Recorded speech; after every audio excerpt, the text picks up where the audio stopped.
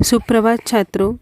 आज हम कक्षा 9 के कवि रहीम के दोहे के बारे में अध्ययन करेंगे, उनके बारे में जानकारी प्राप्त करेंगे। उससे पहले हम उनका संक्षिप्त परिचय जानते हैं। कवि रहीम का जन्म लाहौर जो पाकिस्तान में है सन 1556 में हुआ। इनका पूरा नाम नवाब अब्दुल रहीम खान खाना था। रहीम अकबर के दरबार के नवरत्नों में से एक थे और मध्ययुगीन दरबारी संस्कृति के प्रतिनिधि कवि भी माने जाते हैं। इन्होंने अपने काव्य के माध्यम से जनता को नीति संबंधी बातें बताई और उनका मार्गदर्शन करने का प्रयास किया।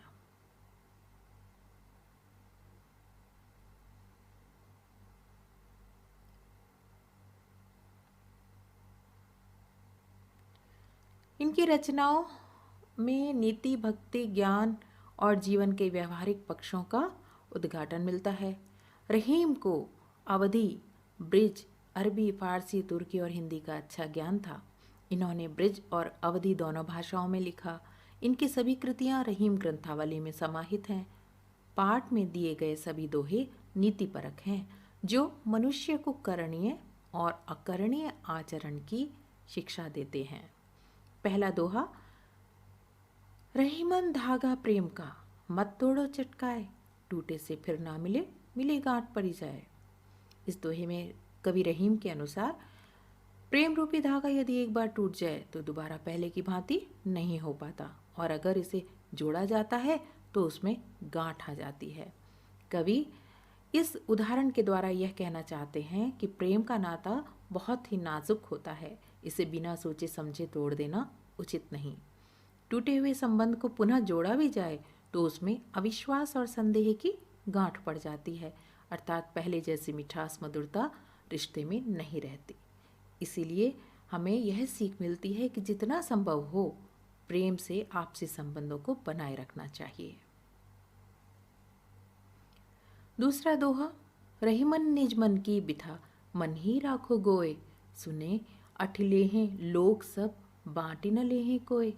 इस दोहे में रहीम दास जी कह रहे हैं कि मनुष्य को अपना दुख अपने मन में ही रखना चाहिए, अपने मन में ही छुपा कर रखना चाहिए, क्योंकि इस संसार में कोई आपका दुख बांटता नहीं है, बल्कि मजाक ही बनाते हैं।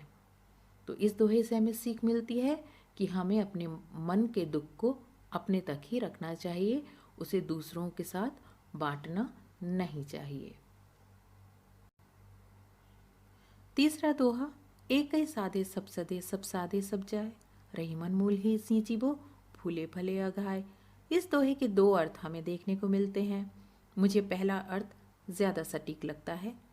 पहला अर्थ यह है कि जिस प्रकार जड़ को पानी देने से स्वतः अपने आप उस पौधे के अन्य भागों में भी पानी पहुंच जाता है, उसी प्रकार मनुष्य को एक ही ईश्वर की आराधना करनी चाहिए। उसी से उसके सारे मनोरथ पूर्ण हो सकते हैं।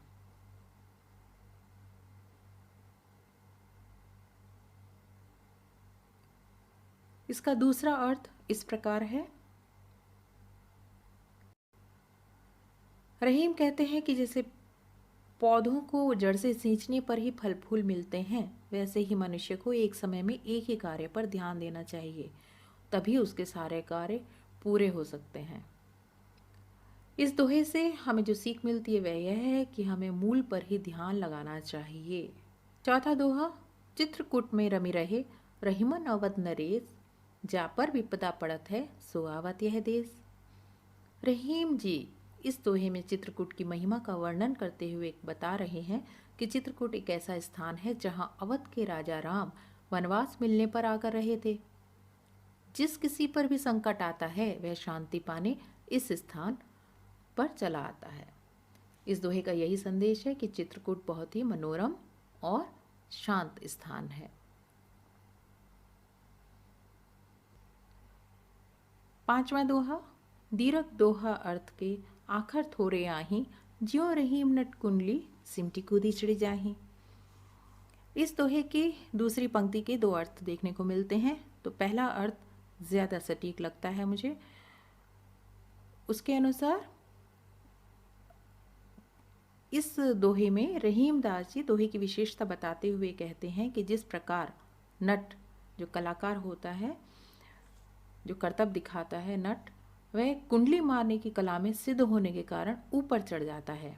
ऊंची छलांग लगाते समय वह अपने शरीर की कुंडली बना लेता है जिससे वह ऊंचा कूद सके। उसी प्रकार दोहे में कम अक्षर होते हैं, वे देखने में छोटे लगते हैं परंतु उनके अर्थ बहुत गहरे होते हैं। आप चित्र में भी देख सकते हैं कि किस प्रकार ऊंची कूद लगाते समय खिलाड़ी या जो करतब दिखाने वाला है वह अपने शरीर को सिकोड़ लेता है। इसका दूसरा अर्थ इस प्रकार है।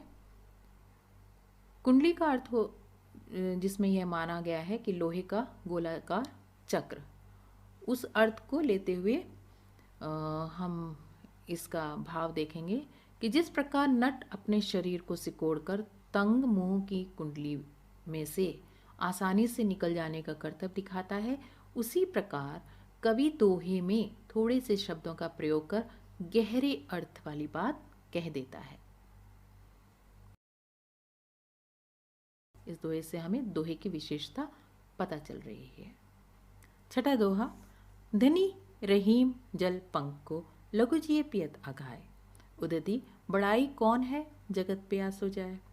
रहीमदास जी कह रहे हैं कि कीचड़ का जल बहुत धन्य है क्योंकि उसका जल पीकर छोटे मोटे कीड़े मकोड़ों तक की प्यास बुझ जाती है, परंतु सागर के ऐसे विशाल जल संग्रह होने का क्या लाभ कि उसके पानी से किसी की प्यास ही नहीं बुझ सकती। यह ज्ञात हो कि सागर का जल खारा होता है, उसके कारण इसे पिया नहीं जा सकता।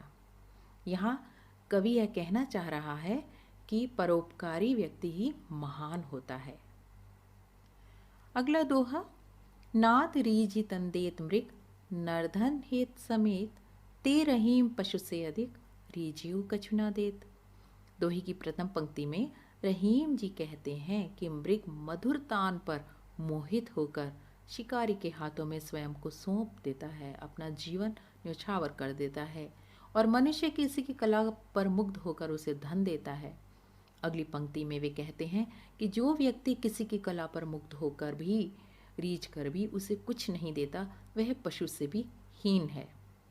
तो इस दोहे से क्या सीख मिलती है कि अगर हम किसी की प्रतिभा से, कला से प्रभावित होते हैं तो उसकी अगर हम उसे कोई उपहार नहीं दे सकते, कोई धन नहीं, कुछ धन नहीं दे सकते, तो कम से कम उसकी प्रशंसा तो अवश्य ही करनी चाहिए।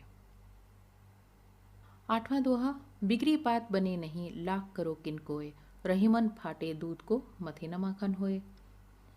रहीमदास जी कह रहे हैं कि जिस प्रकार फटे दूध को मथने से मक्खन नहीं निकलता, उसी प्रकार कोई बात अगर बिगड़ जाती है तो वह दोबारा बन नहीं पाती। तो सीख हमें यह मिलती है कि हमें प्रयास करना चाहिए और बातों को बिगड़ने नहीं देना चाहिए। रहीमन देखी बड़े इनको, लघु न दीजे डारी, जहाँ काम आवे सुई, कहा करे तरवारी।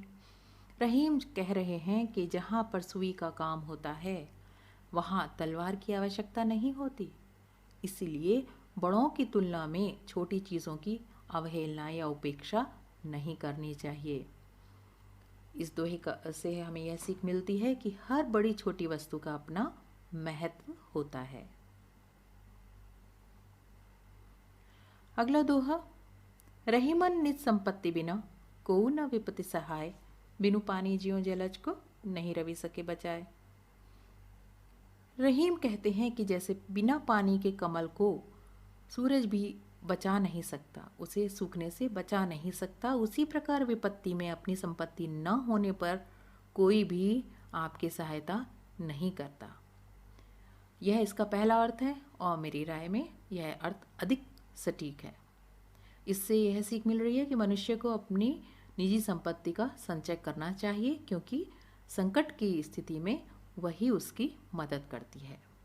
इसी दोहे की पहली पंक्ति का दूसरा अर्थ इस प्रकार भी हो सकता है कि जैसे सूर्य उदय होने पर कमल खिलता है, हम सब जानते हैं वह जल में रहता है, और जल ना होने की स्थिति में सूर्य भी कमल को नहीं बचा सकता, सूखने से नहीं बचा सकता। तो यहाँ पर सूर्य कमल को जीवित रखने की बाहरी शक्ति है, तो जल उसकी आंतरिक शक्ति माना गया है। तो इस उदाहरण को लेते हुए हम यह समझने की कोशिश करते हैं कि मनुष्य में अगर भीतरी शक्ति नहीं है तो उसकी सहायता कोई नहीं कर पाएगा। तो मनुष्य में भीतरी शक्ति होना अत्यंत आवश्यक है, और इससे हमें यह समझ आता है कि संकट के समय उसका अपना सामर्थ्य, ज्ञान और विवेक ही उसका रक्षक बनता है, कोई और उसकी सहायता नहीं कर सकता। आखिरी दोहा इस पाठ का, रही मन पानी राखिए बिनु पानी सब सून, पानी गए न उबरे मोती मानुष चून। रहीमदास जी कह रहे हैं कि जीवन में पानी के बिना सब कुछ बेकार है, इसे बनाए रखना चाहिए। पानी के बिना सब व्यर्थ होता है, चाहे वह मनुष्य हो या कोई और। मोती के संदर्भ में जल का अर्थ यहाँ चमक या आप से दिया गया है, जिसके बिना मोती का कोई मूल्य नहीं होता। और मानुष के संदर्भ में पानी का अर्थ सम्मान या प्रतिष्ठा है, क्योंकि अगर मनुष्य का पानी यानी मनुष्य की प्रतिष्ठा समाप्त हो जाए, उसका सम्मान खत्म हो जाए, तो उसका जीवन व्यर्थ है। चून के संदर्भ में पानी का अर्थ अस्तित्व या जल से है। पानी के बिना आटा नहीं गूंदा जा सकता, वह खाने के उपयोग में लाया नहीं जा सकता है। तो हमें यह सीख मिलती है कि पानी सभी के लिए महत्वपूर्ण है, इसे बनाए रखना चाहिए। आशा है आपको हमारी यह प्रस्तुति पसंद आई होगी। अब जो अंतिम स्लाइड है उसमें मैंने कुछ शब्द, कठिन शब्द और उनके अर्थ दिए हुए हैं। ये कठिन शब्द और उनके अर्थ इस प्रकार हैं। पियत पीना, प्यासो प्यासा, बिगड़ी बिगड़ी, आवे आए, सहाय सहायक, उबरे उबरना, बिना, बिथा व्यथा, अठिले हैं हंसी या मजाक उड़ाना, परिचय पड़ जाए, धनी धन्य, ज्यों जैसे, कछु कुछ, नहीं नहीं, कोई कोई, आखर अक्षर, थोड़े थोड़े, हुए होना, माखन मक्खन, तरवारी तलवार, सींची वो सींचना, मूल को यानी जड़ को। इसके साथ ही अब हम विदा लेते हैं। धन्यवाद।